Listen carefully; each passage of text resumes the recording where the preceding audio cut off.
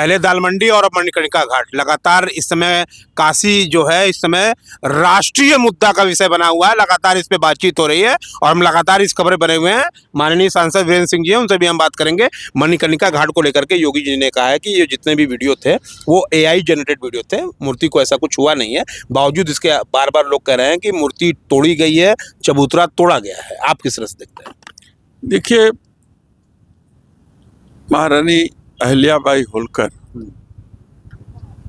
जिन्होंने बाबा विश्वनाथ के मंदिर की स्थापना की, उन्होंने उस समय स्थापना की जब बाहरी आक्रांताओं ने बाबा के मंदिर को ध्वस्त कर दिया।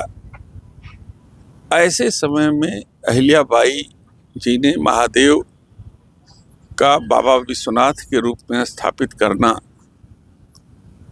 धर्म के प्रति उनका जो अमूल्य योगदान है उसे कोई भी हिंदू नकार नहीं सकता।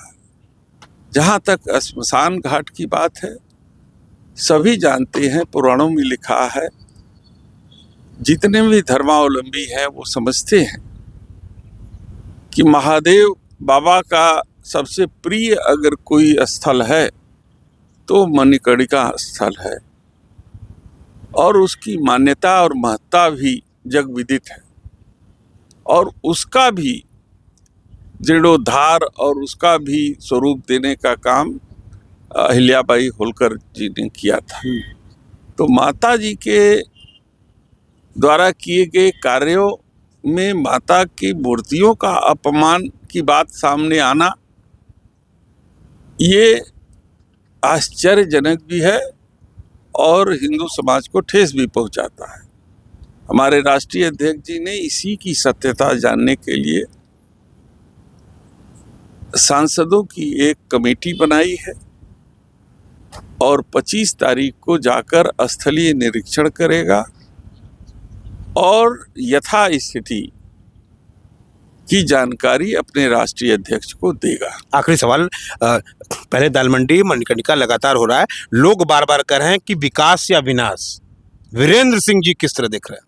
भाई, हमारा तो मानना है कि अभी तक हम सड़कों के विकास और चौड़ीकरण की बात सुनते थे जी।